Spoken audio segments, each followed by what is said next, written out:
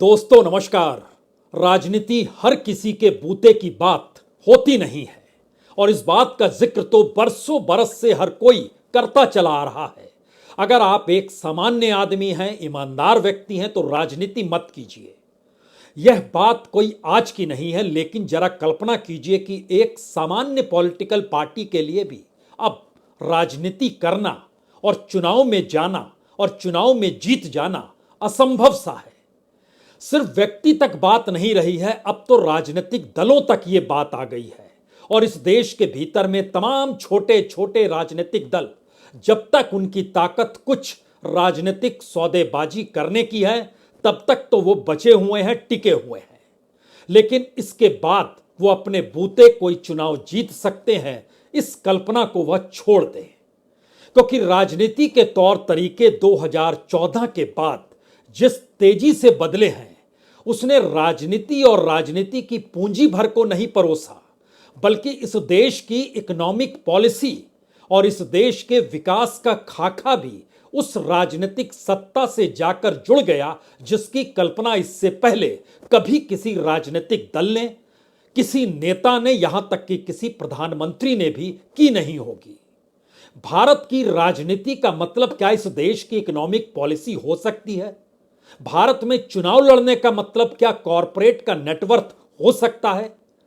भारत में corporate funding और political funding के बीच कोई वाकई तालमेल हो सकता है? इस देश के भीतर में बैंकों का एनपीए और बैंकों से जुड़े हुए विलफुल डिफॉल्टर, यानी जो जानबूझकर पैसा नहीं लौटाते हैं, उनके बीच भी कोई तारतम्य इस देश की राजनीतिक सत्ता या पॉलिटिकल फंडिंग से जुड़ी हुई हो सकती है? और अगर ये जुड़ी हुई है, तो फिर जो सत्ता में है उसके पास ही सब पैसा आएगा? क्या ये सब कोई इससे पहले कहा जा सकता था? इस देश में कॉरपोरेट पैसा देता है, इंडस्ट्रीज पैसा देते हैं, बिजनेस पर्सन पैसा देते हैं, और तो और ऐसे अज्ञात सोर्स से भी पैसा आता है जिसकी जानकारी इलेक्शन कमीशन तक पहुंचती जरूर है। लेकिन एक क्षण के लिए कल्पना कीजिए कि बीते 9 बरस में इस देश में तकरीबन 25 लाख करोड़ रुपए सरकार ने गायब कर दिए, तो आप क्या कहेंगे? गायब करने का मतलब यह नहीं है कि अचानक छूमंतर हो गया सब पैसा। गायब का मतलब यह है कि इस देश में आरबीआई ने नोट छापे, बैंकों ने नोट बांटे, और वही नोट जब बैंक में वापस नहीं आ पाए तो सरकार ने नोट छापकर उसी नोट जो कि बांट दिए गए थे उसकी भरपाई कर दी। और जिसके जरिए भरपाई की और जो पैसा बैंकों से लेकर फुर्र हो गए, फिर उन्होंने नए तरीके से इस देश की सत्ता को साधा, या सत्ता को साधने का तरीका पहले ही अपनाया जा चुका था। और 9 बरस में अगर 25 लाख करोड़ रुपए इस देश के भीतर में रिटर्न ऑफ कर दिए जाते हैं, बट्टे खाते में डाल दिए जाते हैं, तो ये रुपया क्या आपको किसी बजट में इस तरीके से नजर आता है? बरस दर बरस, चुनाव दर चुनाव, राज्यों के चुनाव, लोकसभा के चुनाव, अगर सारे खाके को एक एक करके परखना शुरू कीजिएगा तो हो सकता है आपके जहन में यह सवाल बड़ा छोटा हो जाए कि 5 राज्यों के चुनाव में किस पॉलिटिकल पार्टी ने कौन सी सूची जारी कर दी, कितने उम्मीदवारों का चयन अभी और करना है, और क्यों आखिर राजस्थान के भीतर वसुंधरा राजे सिंधिया को हाशिए पर ढकेला गया, उन्हें मुख्यमंत्री पद की दौड़ से बाहर किया गया। शिवराज सिंह चौहान के साथ ही ऐसा हुआ, और दिल्ली में बैठे ऐसे ऐसे कैबिनेट मिनिस्टर जिनकी ताकत का एहसास 2014 से पहले हर कोई लगाता था, लेकिन इस दौर में उनकी कोई ताकत नहीं बची है और वह भी कुछ खुद नहीं बोल पाते हैं। ये कैसे संभव है? ये संभव तभी है जब इस देश की राजनीति आपकी मुट्ठी में हो, राजनीति के जरिए चुनाव कराने के तौर तरीके आपके मुट्ठी में हो, और किसी भी पॉलिटिकल पार्टी के भीतर यह ताकत जिन मुट्ठियों में होगी उस व्यक्ति की ही चलेगी। तो क्या इस दौर के भीतर में यह कहना कि इस देश के भीतर जितना माफी या जितना बट्टे खाते में डाली गई रकम है, उसी के इर्द गिर्द इस देश के भीतर में जो इलेक्टोरल ट्रस्ट का पैसा निकलकर फंडिंग के जरिए राजनीतिक दलों तक पहुंचता है, जो कॉरपोरेट का पैसा फंडिंग तक राजनीतिक दलों तक पहुंचता है, उसको अगर कैटेगराइज किया जाए तो क्या ये बात निकल कर आ सकती है कि कितने लोग, कितनी इंडस्ट्री, कितने कॉरपोरेट, कितने एमएसएमई और कितने छोटे बड़े व्यापारी, कितनी बड़ी तादाद है जिन्होंने बैंकों से नोट लिए, आरबीआई ने नोट छापे, सरकार ने उन नोट को माफी दे दी। अगर इस दौर में भारत की राजनीति सिर्फ और सिर्फ पूंजी के आश्रय चलती है, जो चलती थी, चलती है, लेकिन अगर उसका सोर्स एक ही जगह जा रहा है, तो क्या कोई राजनीतिक दल, जो छत्रपों की तादाद इस देश के भीतर पटी पड़ी है, ये कितने दिन चुनाव लड़ पाएंगे? 2 बार सत्ता से बाहर रहते नहीं है कि छत्रप इस दौर में अपने तौर पर घबराने लगते हैं और उनके सामने मुश्किल होती है संगठन को भी कैसे चला पाए। ऐसा नहीं है कि इस देश के भीतर में इससे पहले यह परिस्थिति नहीं रही होगी, लेकिन पहले पाइपलाइन पैसे की तमाम जगहों पर जाती थी। पहले चुनाव लड़ने के तौर तरीकों में कहीं कोई विचारधारा मायने रखती थी। ध्यान दीजिए, सब कुछ खत्म हो गया, गौण हो गया। महत्वपूर्ण इस दौर में 2 ही चीज हुई। एक, इस देश के भीतर में पहली बार कौन कितना पैसा रेवड़ी के तौर पर जनता को बांट सकता है, ऐलानिया घोषित करता है, वह एक बड़ा हिस्सा चुनावी जीत का हो गया। दूसरा हिस्सा, सरकार किसी की बने लेकिन वो सरकार आखिर में हमारी होगी, यह ताकत विधायकों से लेकर सांसदों की खरीद फरोख्त का खुला खेल इस देश ने बार बार देखा। और किस तरीके से विधायक और सांसद जाकर छुप जाते हैं, सब किसी ने देखा। हमें लगता है कि आज इन परिस्थितियों को जरा बारीकी से समझिए, क्योंकि जब हम इस बात का जिक्र कर रहे हैं 25 लाख करोड़, तो जाहिर है इस देश के भीतर में जो भी पब्लिक सेक्टर के बैंक हैं या जो शेड्यूल कॉमर्शियल बैंक हैं, उनका एक खाका मौजूद है जो बताता है कि 24,95,080 करोड़ रुपए इस दौर में बट्टे खाते में डाल दिए गए। और ये एक आरटीआई के जरिए निकल कर आया, जो कि सूरत के एक सामाजिक कार्यकर्ता हैं संजय इजावा, उन्होंने उस आरटीआई के जरिए निकाली इस रकम को और बरस दर बरस जानकारी भेजी। और तमाम जगहों पर यह जानकारी जब आई तो लोग भी हैरत अंगेज थे कि पार्लियामेंट में तो आप बताते थे लगभग 11 लाख करोड़, लेकिन यहां तो खेल लगभग 25 लाख करोड़ का है। तो क्या वो सिर्फ सरकारी बैंकों का आंकड़ा होता था? जी, वो सिर्फ सरकारी बैंकों का आंकड़ा था। शेड्यूल कमर्शियल बैंक को देखिएगा अगर, तो उसमें समझते चले जाइए कि इलेक्शन से ठीक पहले, लोकसभा चुनाव के इलेक्शन से पहले, जो पब्लिक सेक्टर का बैंक था उसको अगर रिटर्न ऑफ सरकार ने 1,83,202 करोड़, जो 2018-19 का साल है, उस बरस किया, तो दूसरी तरफ शेड्यूल कमर्शियल बैंक में उस दौर में 2,36,265 करोड़ रुपए माफी दे दी। और यह सिलसिला लगातार चलते चला गया, बरस दर बरस। उसके बाद उत्तर प्रदेश का इलेक्शन था, उसमें भी जो शेड्यूल कॉमर्शियल बैंक है वो 2 लाख करोड़ से ज्यादा के ही चल रहे थे। यह परिस्थिति बताती है कि एक तरफ यह खाका आरबीआई के जरिए आरटीआई निकल के आता है कि यह 25 लाख करोड़ का है। दूसरी तरफ जरा सोचिए कि इस देश में जिन अकाउंट का पैसा है जो कि विलफुल डिफॉल्टर इस दौर में आए, उनकी संख्या है 16,883। जो एनपीए के दायरे में आए उन अकाउंट्स की तादाद है 36,150। इन दोनों को मिलाइएगा तो यह तकरीबन 52,000 अकाउंट्स पार कर जाता है। टोटल जो जानकारी आती है वो लगभग 60,000 के लगभग है, जिन अकाउंट्स के जरिए इस दौर में जो भी पैसे निकले और नहीं आए वापस लौट के, वो इन अकाउंट के जरिए। अगला सवाल आपका होगा, अच्छा ऐसे कौन लोग थे? ये बार बार आरबीआई ने बताया, सरकार ने पार्लियामेंट के भीतर भी बनाया कि देखिए हाँ ऐसे टॉप मोस्ट 10 ये हैं। उसमें मान लीजिए उन्होंने मेहुल चौकसी का नाम लिया, उसमें नीरव मोदी का नाम ले लिया, विजय माल्या का नाम लिया। बात इससे नहीं चलेगी।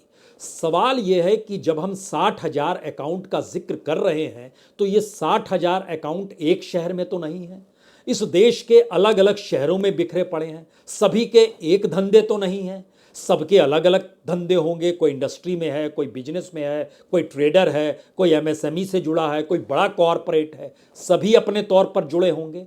और जो पैसा पॉलिटिकल फंडिंग होती है वो इनके जरिए होती है। और क्या आपने कभी सुना है किसी विधायक को खरीदने के लिए कोई पॉलिटिशियन पैसा लेकर गया और उसने दे दिया? जी नहीं, ऐसा नहीं होता है। होता यह है कि सोर्स व्यक्ति बता दिया जाता है। वो सोर्स व्यक्ति कोई इंडस्ट्रियलिस्ट होता है, कोई कॉरपोरेट से जुड़ा हुआ व्यक्ति होता है, कोई बड़ा व्यापारी होता है। वो अलग अलग माध्यम से पेमेंट की जाती है जो खरीद फरोख्त विधायकों की होती है उसके मद्देनजर। और चूंकि सरकार ही ये सब कर रही है तो फिर उन पर छापा कौन मारेगा, ईडी सक्रिय कैसे होगी? यह क्लीन चिट उनको दे दी जाती है। और महाराष्ट्र में जो कुछ हुआ इसका खुला खेल, और उससे पहले मध्य प्रदेश में जो हुआ था खुले तौर पर चीजें निकल कर आई। ये बात कर्नाटक में भी निकल कर आई थी जब वहां की सरकार डामाडोल हुई थी। बहरहाल, लेकिन उसके बाद है कि जो जानकारी हमारी टीम ने निकाली वो बड़ी रोचक जानकारी इस मायने में है कि इस देश के भीतर में जो पैसा लिए हुए हैं अलग अलग बैंकों से, इसमें ये जान लीजिए कि जो भारत के सरकारी बैंक हैं वो लगभग 12 हैं, और लगभग 22 शेड्यूल कॉमर्शियल बैंक निकल कर आते हैं। उसमें तमाम बैंकों के छोटे बड़े नाम है। उसमें एक्सिस बैंक भी आएगा, बंधन भी आएगा, सीएसबी बैंक भी आएगा, सिटी यूनियन भी आएगा, डीसीबी भी आएगा, धनलक्ष्मी भी आएगा, एचडीएफसी भी आएगा, इंडस बैंक भी आएगा, आईडीएफसी भी आएगा, जेके बैंक भी आएगा, कर्नाटक बैंक भी आएगा, कौरस वैश्य बैंक भी आएगा, कोटक बैंक भी आएगा, लक्ष्मी विलास बैंक भी। तमाम बैंकों के नाम हैं जो कि एक लिहाज से शेड्यूल प्राइवेट सेक्टर के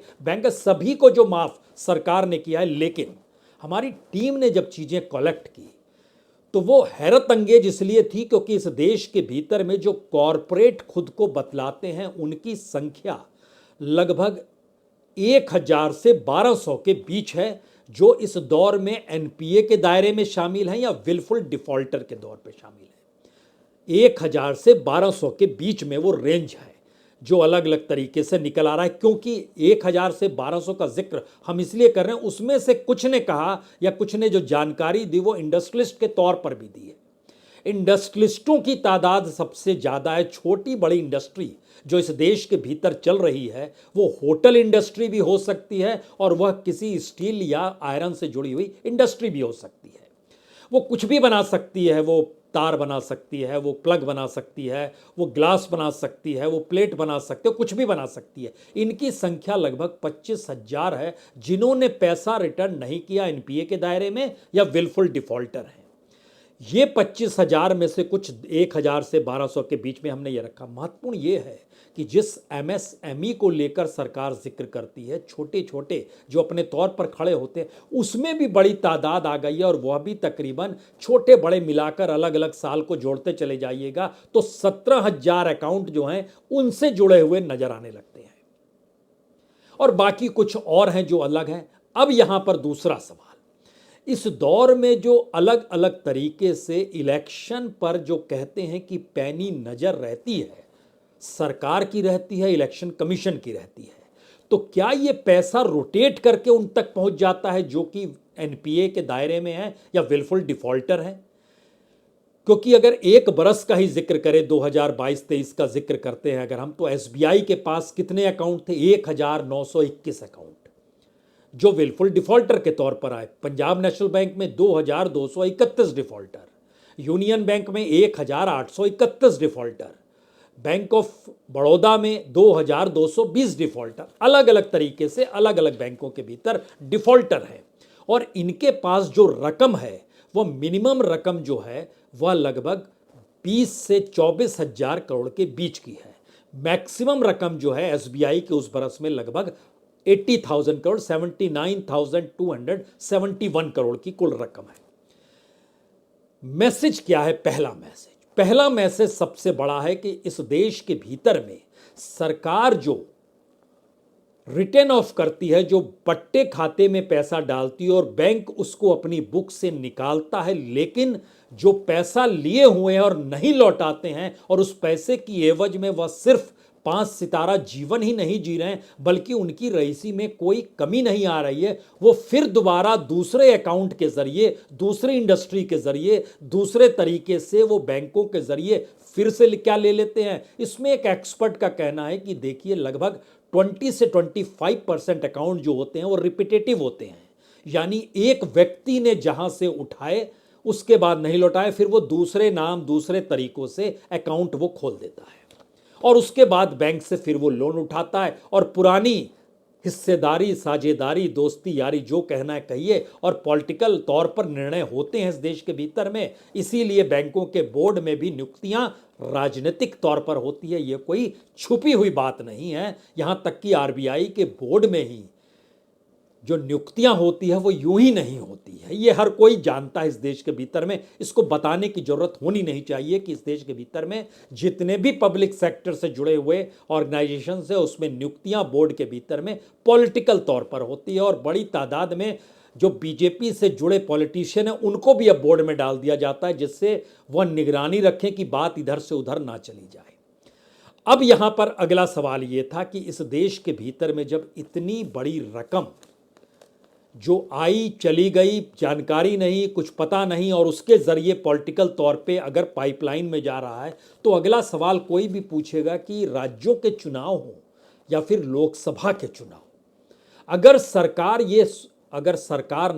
सत्ता ये सोच ले कि इस चुनाव को हमें जीतना है, और राजनीतिक तौर पर जो पॉलिटिकल फंडिंग का पैसा होता है उसका भी एक हिस्सा हमको लगता है यहाँ पहले आपको जिक्र कर देना चाहिए, ये हमारी टीम ने जानकारी दी। मसलन इलेक्ट्रल बॉन्ड जो है, इलेक्ट्रल बॉन्ड जितना भी कांग्रेस समेत तमाम विपक्षी राजनीतिक दल, जो तमाम नेशनल पार्टी है या दूसरे छत्रप हैं, रीजनल पॉलिटिकल, सभी को जितना मिला उससे 3 गुना ज़्यादा बीजेपी को मिला, 3 गुना ज़्यादा। जो कॉरपोरेट ट्रस्ट का पैसा है, जो अलग अलग इलेक्टोरल ट्रस्ट के जरिए पैसा आता है, उसमें जितना भी सबको मिला उसका तकरीबन 5 गुना ज़्यादा बीजेपी को मिला। जो अननोन सोर्सेस, जिसमें कहा जाता है कि 2,000 रुपए से कम, पहले वो 20,000 था उसको 2,000 किया गया, उसका भी जो सोर्सेस है वह भी 10 गुने ज़्यादा से लगभग में बीजेपी के हिस्से में आ जाता है। अगर रकम की पूरी रकम को अगर जोड़िएगा, परसेंट जोड़िएगा तो बीजेपी नीचे आ जाएगी, लेकिन जब पूरी रकम जोड़िएगा तो वो 10 गुना ज़्यादा होगी।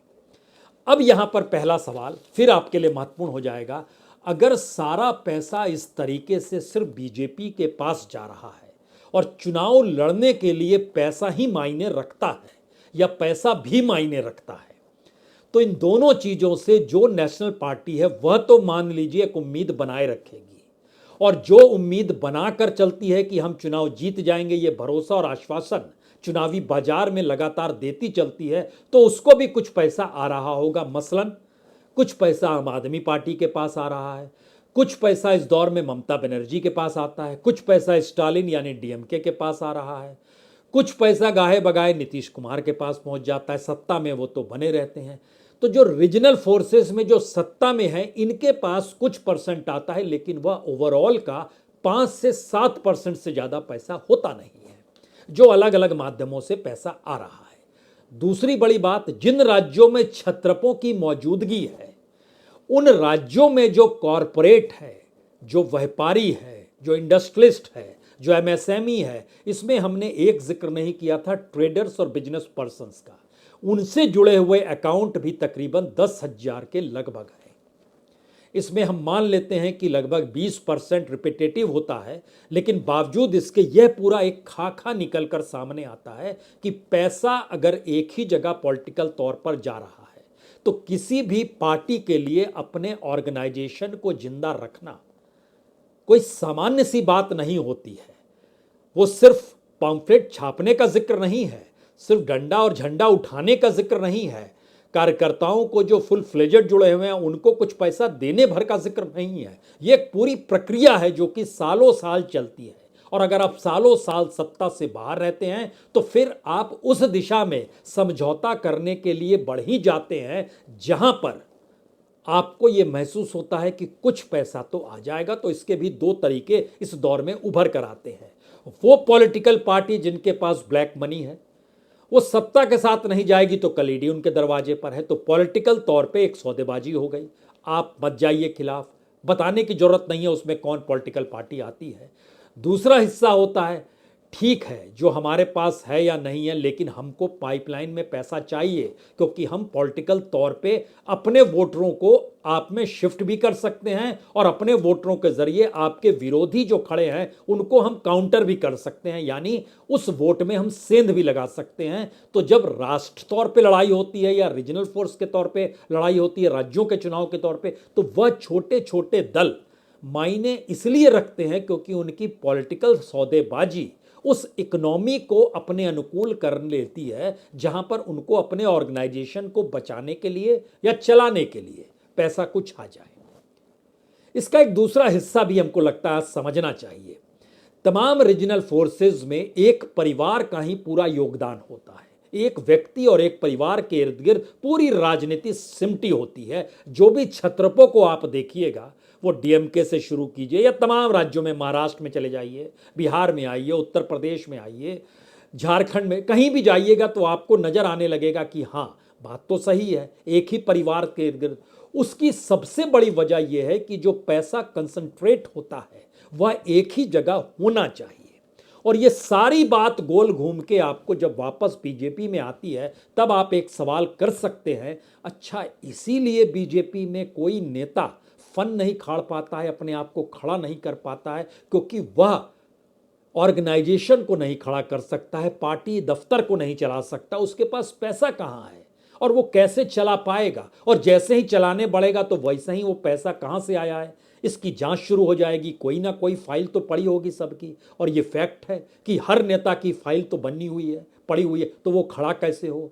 तो जिसको कहा जाएगा आपको अब इस भूमिका में रहना है, वो उसी भूमिका में चला जाएगा। यह एक परिस्थिति बीजेपी के भीतर ही नहीं बनी, ये तमाम पॉलिटिकल पार्टीज के भीतर है। लेकिन ये तमाम पॉलिटिकल पार्टी 2014 से पहले मायने रखती थी। आज की स्थिति में कोई भी एक राजनीतिक दल को अगर खड़ा करना चाहेगा या खड़े हुए राजनीतिक दल को चुनाव मैदान में ले जाना चाहेगा तो लड़ेगा कैसे। और यह जो पॉलिटिकल फंडिंग का जो पूरा आंकड़ा है, ये डराने वाला इसलिए है क्योंकि हमने तो ये कहा कि भाई 9 साल में 25 लाख करोड़, लेकिन जिक्र यह है कि अगर कॉरपोरेट का फंडिंग देखें इस दौर के भीतर में, तो ये तकरीबन आपको 1 लाख करोड़ के ऊपर चला जाता है, जो अलग अलग माध्यमों से बीते 9 बरस में निकल कर आया। वो इलेक्ट्रॉल ट्रस्ट के जरिए पैसा आया, कुछ डोनेशन के जरिए आया, कुछ दूसरे माध्यमों के जरिए आया, और जो इलेक्ट्रॉल बॉन्ड है वो लगभग 13,000 करोड़ का है। कुल उसकी रकम जो है 13,791 करोड़ है। अगर इस स्थिति के भीतर में तमाम रकम को आप जोड़ते चले जाइएगा और इसको मानकर चलिए कि 80% पैसा अगर मौजूदा केंद्र की सत्ता में बैठी हुई पॉलिटिकल पार्टी के हिस्से में जा रहा है, जिसका खाका वो अपने तौर पर इलेक्शन कमीशन को बताते हैं, जो बड़ा ही कम होता है, क्योंकि अनअकाउंटेड मनी ही तो विधायकों को खरीदेगी, अनअकाउंटेड मनी ही तो सरकार को इधर से उधर करेगी, अनअकाउंटेड मनी ही तो उस सफर को कराएगी जो एक जहाज में बैठकर सारे विधायक कहीं उड़ जाते हैं, किसी होटल में ठहरते हैं। ये क्या मसला है और उनकी भरपाई कैसे होती है। तो रिटर्न ऑफ का मतलब एक चीज और आखिर में समझ लीजिए, बैंकों का रिटर्न ऑफ तो वहां की बुक को ठीक करने के लिए होता है, लेकिन जो एयरलाइंस है, जो होटल है, जहां से पैसे का पेमेंट होना है, जिस कॉरपोरेट को आदेश दिया गया, जिस इंडस्ट्रियलिस्ट को कहा गया, वो सारी परिस्थितियों में वह चुटका चलता है और उसको इंफॉर्मेशन होती है कि इस पैसे को इतना यहां दे देना है, उसकी भरपाई दूसरे माध्यमों से रिटर्न ऑफ की जाती है। तो इस देश की इकोनॉमी का पूरा खांचा अगर इस देश के पॉलिटिकल इलेक्शन की चुनावी फंडिंग और सत्ता को बनाने और दूसरे की सत्ता को बिगाड़ने से जाकर जुड़ चुकी है, तो आप रकम कितनी भी गिनते चले जाइए, कोई मायने नहीं रखेगा। सवाल तो यह है कि हम एक डेमोक्रेटिक सेटअप में हैं, लोकतंत्र में हैं, जहां चुनाव उस लोकतंत्र की सबसे बड़ी पहचान है, और उसी लोकतंत्र के तौर तरीके बदल गए। और कल तक की यह बात थी कि एक सामान्य व्यक्ति के लिए या ईमानदार व्यक्ति के लिए राजनीति नहीं है। अब सवाल नया है, एक सामान्य पॉलिटिकल पार्टी, एक छोटी पॉलिटिकल पार्टी जिसके पास फंडिंग की व्यवस्था नहीं हो, उसके लिए भी यह राजनीति और यह चुनाव नहीं है। समझ गए तो ठीक है। बहुत बहुत शुक्रिया, बहुत बहुत शुक्रिया।